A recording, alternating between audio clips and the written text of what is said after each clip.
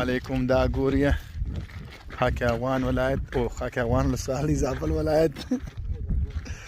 دا دې موږ موټران دي چې دواړه یاران په یو ور سره پنچر سو او ښه خبره دا ده چې د موږ سټپنی هم کماوه ده که سټپنی هم کماوه ده او دا د موږ موټرمان ده حاجي ملتان او ښه خبره دا ده چې د سټپنی هم کماوه ده دا خو ډېر ښه زیری دی دا ګوره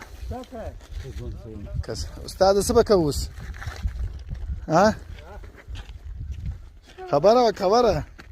څه به کوو په دغه دښته کې نو په دې دښته کې به ولاړ یو منګه که موټر راغی دا غرو کې تاسو دا وطن لیوان لري که نه لري لیوان لري